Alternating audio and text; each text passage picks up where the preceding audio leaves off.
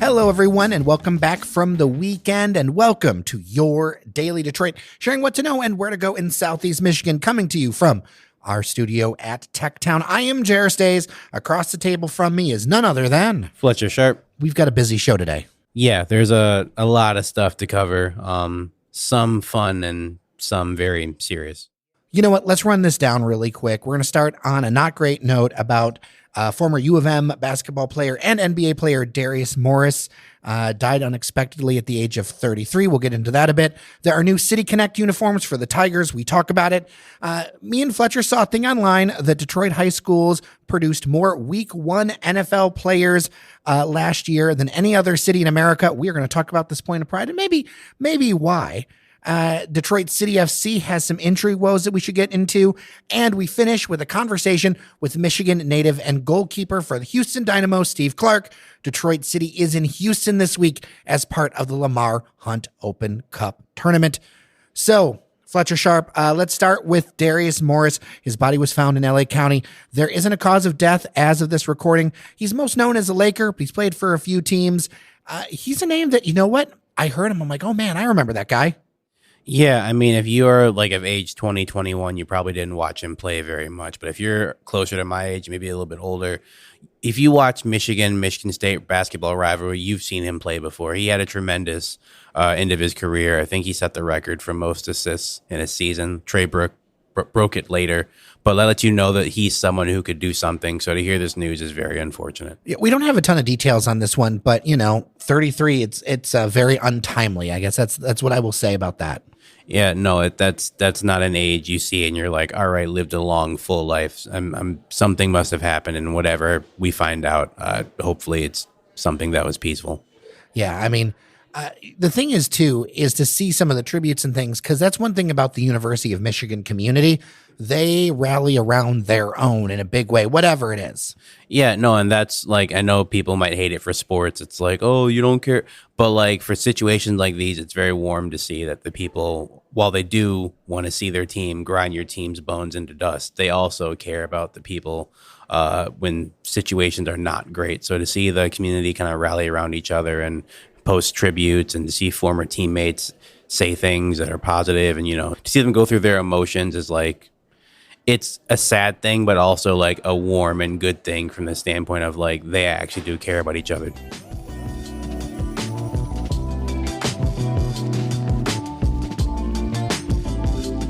Let's get into a little bit more of a exciting topic. These City Connect uniforms were revealed today by the Detroit Tigers. I've got thoughts, man. I don't know. I'm a bit of a traditionalist, but I think you probably understand why. Because I feel like I'm on the other side of traditionalism with baseball. But let me know, Fletcher. What do you think? Yeah, if the Tampa Bay Rays did something like this, I would say, okay, I understand why. Like this makes some sense. But the Tigers doing it. I mean, so City Connect, so people know, this is like a regular thing that happens. It's a special design. They will be shown out. I think that this Friday will be their first game. New font, maybe some twists on the colors. Like these uniforms are like black and blue. They've got some homages to the city with like a 313, but an M1 kind of sign into it, and they say Motor City across the front. Now, for me, I look at that Motor City across the front, and I'm like Star Trek, because it looks like the Star Trek font to me. And also, it looks like it has like tire treads in there as well, yeah, to yeah, show that's like what that is. Motor City, and like I understand, but also like, is Motor City overdone?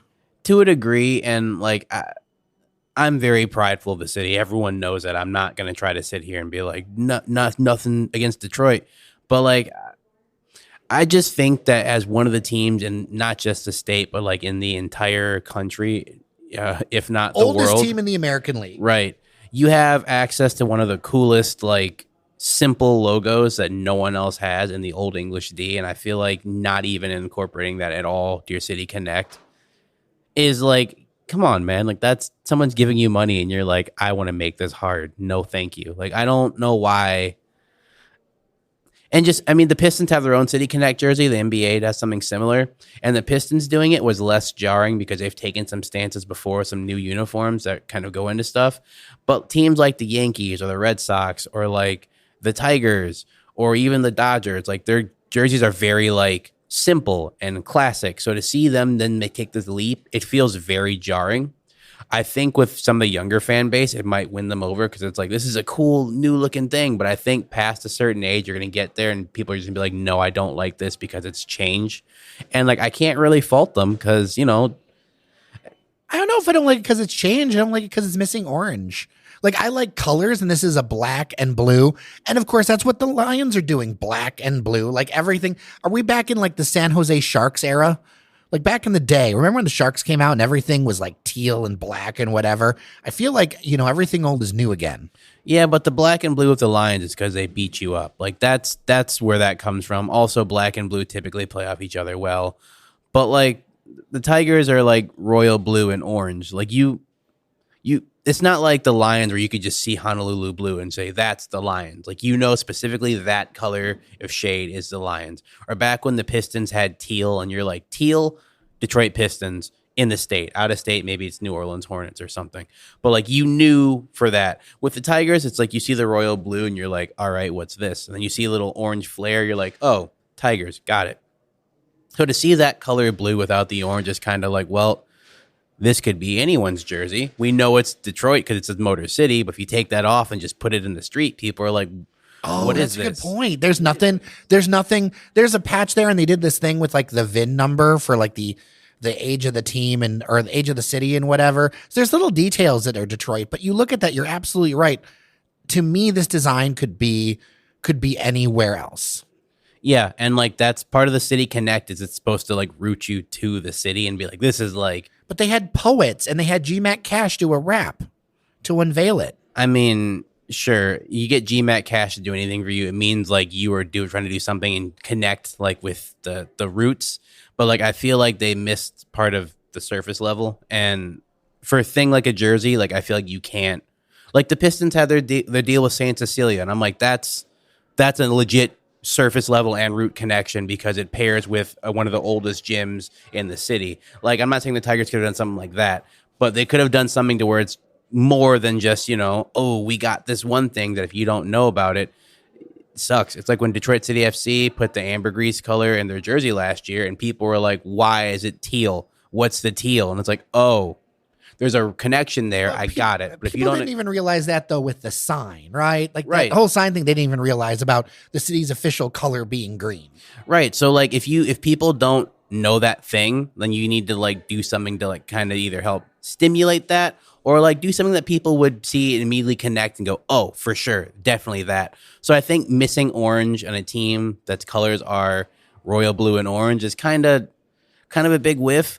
But I mean, they're not the worst jerseys I've seen for a Detroit sports team. So, like, I'm not going to, you know, crap on them too hard. Okay, what were the worst? The Pistons, when they did the teal, but they had, like, a red and teal, and I was like, this is not a good combination. And I think you guys know it's not a good combination. So they wore them, like, twice and then never again. So that's, to me, is the worst color combination. But so it's not that bad, but it's something where like, yeah, I hope next season you have different City Connect jerseys. Well, we'll put photos up on dailydetroit.com in the show notes so that you can check them out. Would love to hear what you think. dailydetroit@gmail.com. Now, Fletcher, I want to ask you about this because this circulated online for a little bit and it finally made it to me. It was kind of timely because of the draft. We didn't touch it at the time, but I think it's interesting that Detroit high schools have produced more Week 1 NFL players, this is for last year, than any other city in America. This is a huge point of pride. I think it's like 19 players that were week 1. We also had a pretty big like class of draftees, not just from Detroit, but nearby. Fletcher, what's in the water here, man? Because this is notable to me, and I feel like it kind of like slipped by in the past, but with the draft, it was resurfaced. Yeah, 19 week 1 starters for 2023, with Cass Tech leading the way with 5. King has 3 and probably had the most notable player in Sauce Gardner.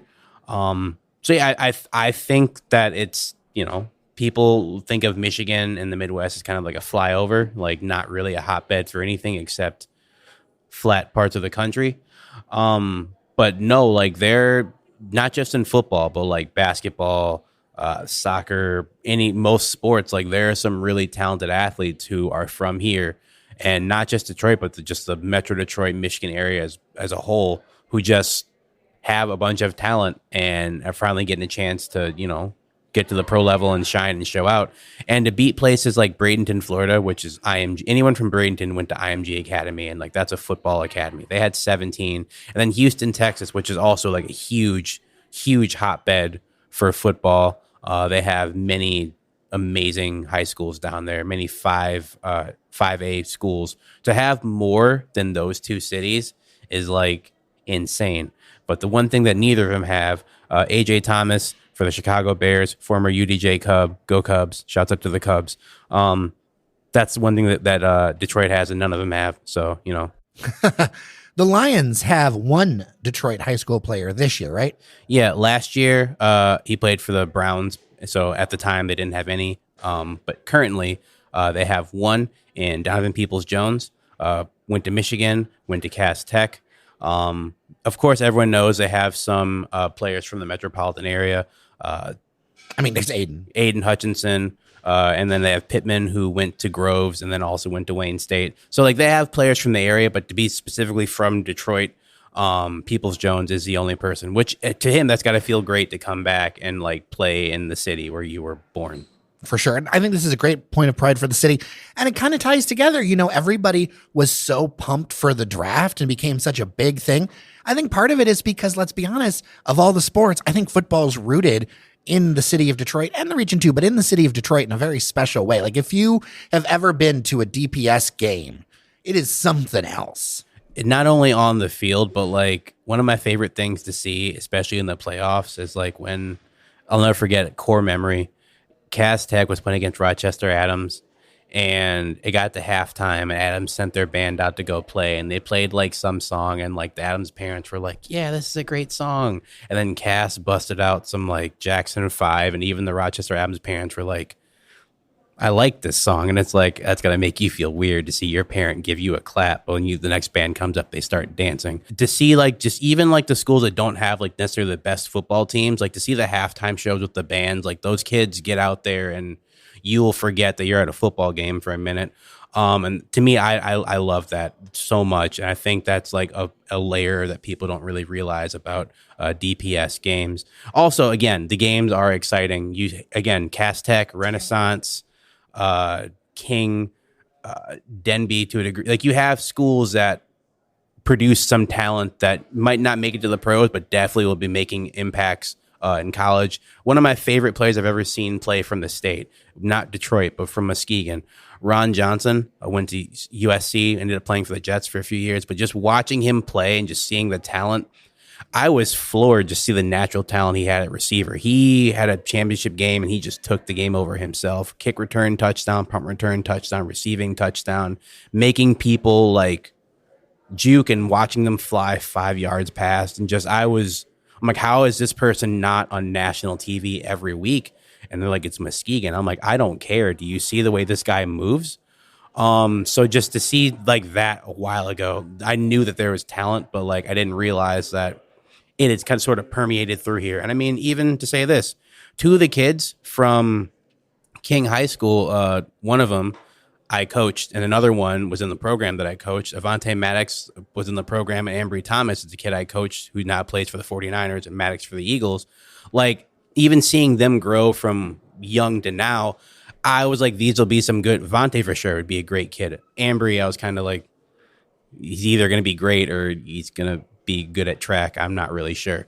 But to see them just grow and just take the steps from here, it's like you see the development that's in the schools. Like, I know people want to think Detroit schools is like not the best at developing talent, but like when you get 19 kids in the pros, like of course the kids are talented, but that also means that the coaches there are like helping to build foundation to get these kids to the place they need to get to, and then go forward and become their own person, their own pro. And like that, again, you said point of pride, to see that is just such a great, awesome thing. And again, if you're a coach who coaches at one of those high schools, whether you're a head coach, special teams coach, assistant coach. You could then say, hey, you listen to me, I'll get you to the pros. And then you can go back to very recent, not like, 1930s people come. You have like people currently in the NFL, like, yes, listen to this guy. He'll get you from A to B to C.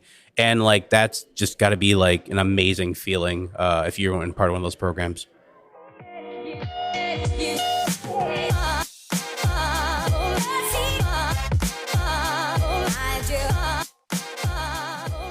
Now, we're not going to do a big breakdown of Detroit City FC matches. There really, honestly, hasn't been much to talk about because there hasn't been much offense in anything. But I do want to talk about a general thing that we know now that Nolan Bianchi did some reporting for the Detroit News. We have a bit of an injury update, and it kind of goes to this core thing that I'm a little bit worried about with the club right now around offense. Elvis Amoh, striker, going to be out for at least 2 months.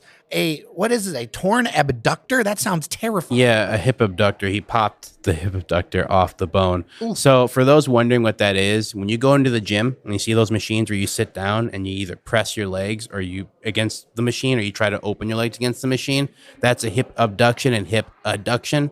The hip abduction is trying to open your legs against the machine. So popping your hip abductor off the bone means that Elvis cannot, when it happened and he stepped, it meant that his hip would not allow him to open his leg any further, which as a soccer player, for many things, as a regular person for sure, but as a soccer player, you need that because that's how you shoot the ball. It's how you put some finesse, some English, and some pace on the ball. So if you can't open your leg up, you really can't shoot. You really can't walk. So the fact that we saw him just crumple. And like, I thought it was a growing thing. It's close. It's not the same. It's in this general area. It's not the same thing. But to see him walking around their game against the Roots, just coming to go visit his teammates, he's a better man than me because I'm not leaving my bed for some time. I've done workouts on my abductor and been like, ooh, this is kind of tight. I feel kind of weird. So to literally have the thing come off the bone, like not just tear it, but just to have it remove itself from your bone, I'm sleeping in my bed for as long as I can. I don't know how long it's going to be. They were trying to be optimistic in the article, and Coach Danny Dicchio was talking about optimism, but I think we need to think about like how are we going to approach with offense going forward, because the last few matches have shown we have missed him, and unfortunately the club right now looks like the club of last year as far as offense goes. Yeah, it's one of those things where luckily for Elvis, and this isn't a slight against him, he wasn't a naturally fast player. He was more of like a kind of powerful player in the air, and that's where they're kind of missing him. But like he could be back in 2 to 3 months. But like if he was someone who was relied on his speed to get by people, he will not be running by people that much this year, at least. Because that's going to take some time, not just to heal, but then to get right up to game speed. And you got to get from game speed to like a few months into the season game speed, which he won't be because he'll be resting and recuperating. So yeah, it's unfortunate. And for the team, as you said, like without having Elvis as a big, powerful presence in the middle, Yazid, great player. He's more of a chaos person. They brought in Victor Becerra from Chicago Fire's youth team. He seems more of like a Ben Morris type forward who's very quick and pacey.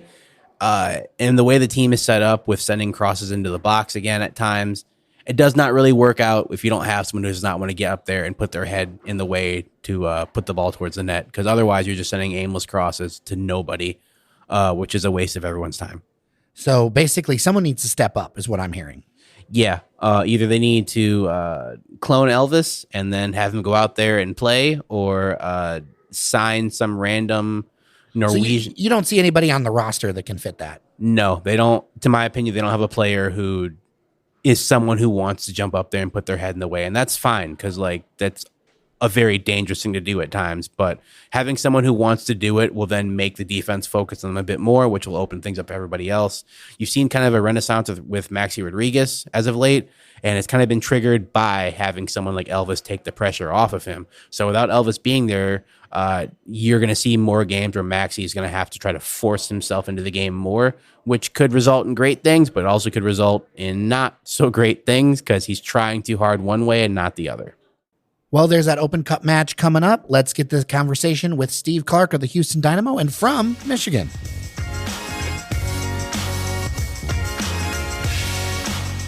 This week, Detroit City FC plays the defending champion Houston Dynamo in the Lamar Hunt U.S. Open Cup, which is a pretty big deal.